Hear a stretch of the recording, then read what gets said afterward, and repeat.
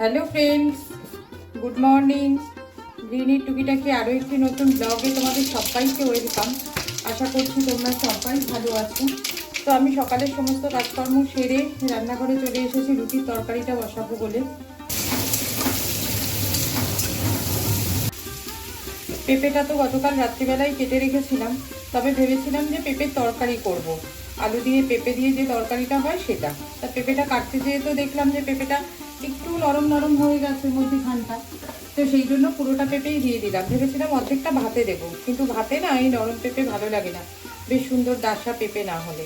তা সেই জন্য এর সাথে আর আলু যোগ করিনি, শুধু পেঁপের তরকারি করছি না, এটা একটু ভাজা ভাজা টাইপের করবো। তরকারিটা আমার হয়ে গেছে, আর আটাটা না মাখা ছিল, তো ফ্রিজ থেকে বের করে রেখেছি। নর্মাল হতে আর একটু সময় লাগবে, তো ভাবলাম যে সেই সময়ের মধ্যে ওপরে যেয়ে ওপরের কাজ সেরে আসতে পারবো না, তাহলে সবজিগুলো সব কাটতে থাকি দুপুরের রান্নার। তো ফুলকপি কেটে নিয়েছি, পেঁয়াজটা কেটে নিয়েছি, এবারে কাটবো হচ্ছে আলুটা। রুটিগুলো সবকটা আগে একবারে বেলে নিচ্ছি, নিয়ে তারপরে করব।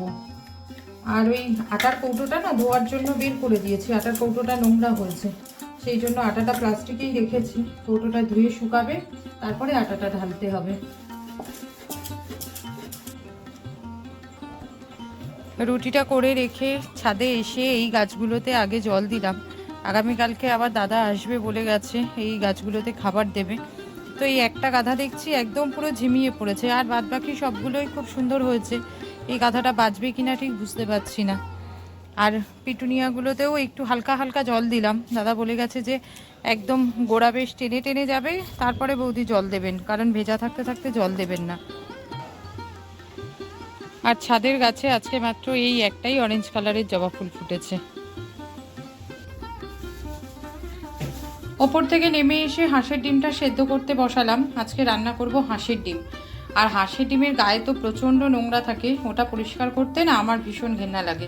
তো ওটা আমাকে আমার বর একদম পরিষ্কার করে দিয়েছে, স্কচ ব্রাইট দিয়ে ভিমবার দিয়ে মেজে। আর ডিমটা সেদ্ধ হতে হতে আমি এবার সকালে জলখাবারটা খাবো। ডিমগুলো সব ছাড়িয়ে নিয়েছি, আর একটু নুন দিয়ে বেশ একটু বেশিক্ষণ ধরে সেদ্ধ করেছিলাম, সেই জন্য খোসাগুলো একদম সুন্দর উঠে গেছে, এবড়ো খেবড়ো হয়নি। নাহলে হাঁসের ডিমের খোসা কিন্তু খুব সহজে উঠতে চায় না, ডিমের গায়ে গায়ে লেগে থাকে, আর ছাড়াতে গেলেই কেমন একটা এবড়ো খেবড়ো হয়ে যায়। কিন্তু সমস্যা যেটা হলো সেটা হলো হচ্ছে 10টা ডিম এনেছিল, তার মধ্যে একটা আগেই ফাটা বেরিয়েছে, সেই জন্য সেটা সেদ্ধতে দিইনি, সেটা রেখে দিয়েছি বাটি করে, যে সেটা দিয়ে তাহলে ভাজা টাজা খেয়ে নেওয়া যাবে। আর 9টা সেদ্ধ করতে বসিয়েছিলাম, ছাড়াতে যেয়ে দেখি আরও একটা ডিম খারাপ। তো সর্বসাকুল্যে হয়ে দাঁড়ালো 8টা। তো 8টাই রান্না করি।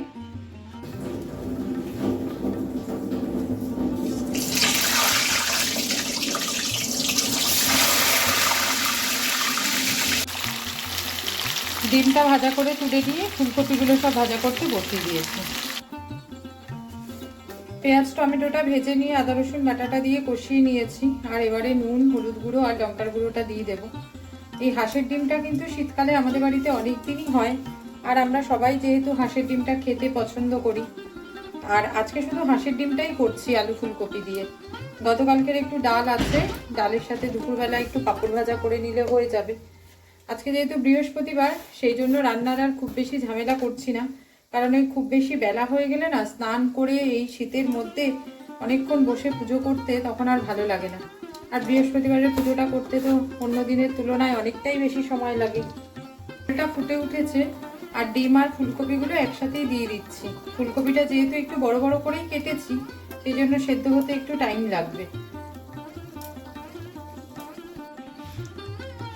ডিমের ঝোলটা কিন্তু আমার হয়ে গেছে, আর গ্যাস মুছে পরিষ্কার করে ভাতটাও বসিয়ে দিয়েছি। ভাতটা আজকে অন্য দিনের তুলনায় বেশ খানিকটা আগে আগেই বসালাম, যেহেতু আমি স্নান করতে যাব সেই কারণে।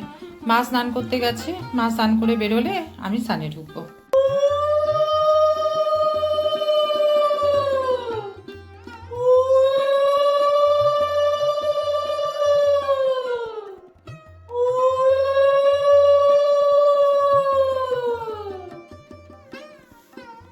তো সেজে গুজে রেডি হয়ে নিয়েছি, আর এখন যাচ্ছি হচ্ছে একটা জন্মদিনের নেমন্তন্নে। তো আমার বরের বন্ধুর ছেলের জন্মদিন আজকে, তো সেখানেই যাচ্ছি আমরা। আমি আর আমার বর চলে যাচ্ছি, আমার ছেলেটা পড়তে গেছে, তো পড়ে এসে রেডি হয়ে ফোন করলে ওর বাবা এসে ওকে নিয়ে যাবে। পৌঁছে গেছি অনুষ্ঠান বাড়িতে। আর যেখানে আজকে অনুষ্ঠানটা হচ্ছে, মানে যে অনুষ্ঠান বাড়িটা, সেটা কিন্তু আমাদের বাড়ি থেকে একদমই বেশি দূরে না। আমাদের বাড়ি থেকে ওই 2-3 মিনিটের রাস্তা স্কুটিতে। তো ঢুকে বার্থডে বয়কে অনেকক্ষণ ধরে খোঁজাখুঁজি করলাম, তো বার্থডে বয়কে তো কোথাও খুঁজে পেলাম না। বাধ্য হয়ে তো গিফটটা শাশ্বতী দি মানে বার্থডে বয়ের মার হাতেই দিলাম। আর আমি স্টার্টার খেয়েছি। স্টার্টারে ছিল হচ্ছে চিকেন পাকোড়া আর বেবিকর্ন। তো বেবিকর্নটা আমি খাইনি, চিকেন পাকোড়াই খেয়েছি। আর কফিটা তো আমি সাধারণত খেতে চাই না, সেই জন্য কফি খাইনি। আর এখন এই যে বসে গল্প করছি, পরিচিত সবার সাথে দেখা হয়েছে। ওই যে চশমা পরা এক নজর তোমরা দেখতে পেলে, ওটাই হচ্ছে আজকের বার্থডে বয়। তো অনেক কষ্টে খুঁজে পেতে ধরে আনা হয়েছে ছবি তোলানোর জন্য। আর এবারে আমরা সবাই মিলে দাঁড়াচ্ছি ফটো তুলতে। এর মধ্যিখানে আমার বর যে আবার বাড়ি থেকে আমার ছেলেকে নিয়ে এসেছে। বললামই তো যে আমার ছেলেটা পড়তে গেছিলো, আমরা দুজনে চলে এসেছিলাম। তো ও রেডি হয়ে ফোন করাতে ওর বাবা যেয়ে আবার ওকে নিয়ে আসলো। আর এখন যে কাণ্ডটা ঘটছে সেটা দেখো, এত সুন্দর করে সাজানো জায়গাটার সমস্ত বেলুনগুলো রেহান আর ওর বন্ধুরা মিলে সব ফাটিয়ে দিচ্ছে। আসলে রেহানের সাথে নাকি শাশ্বতীদির কথাই হয়েছিল যে রাত 10টা বেজে গেলে নাকি ওকে বেলুন ফাটাতে দিতে হবে। তো রাত 10টা পর্যন্ত ও কোনো রকমের কোনো দুষ্টুমি করেনি, একদম চুপচাপ ছিল। তো রাত 10টা বেজে যাওয়ার পরে সেই জন্য শাশ্বতীদি বলেছে যে ঠিক আছে এবার ফাটা তাহলে। এবারে কিন্তু আমরা খেতে বসে পড়েছি। আর আজকের মেনুতে ছিল প্রচুর কিছু। আজকের মেনুতে ছিল হচ্ছে কড়াইশুঁটির কচুরি। কড়াইশুঁটির কচুরিগুলো ছিল কিন্তু একদম ধোঁয়া ওঠা। কড়াইশুঁটির কচুরি, আলুর দম, চিকেন তন্দুরি, সাদা ভাত, ভেটকি পাতুরি, পোলাও, মটন কষা, চাটনি, পাঁপড়, রসগোল্লা, সন্দেশ, আর ছিল হচ্ছে আইসক্রিম।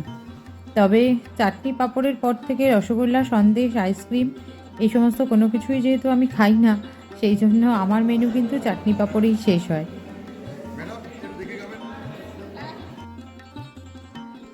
এই জাস্ট বাড়িতে ফিরলাম আমরা।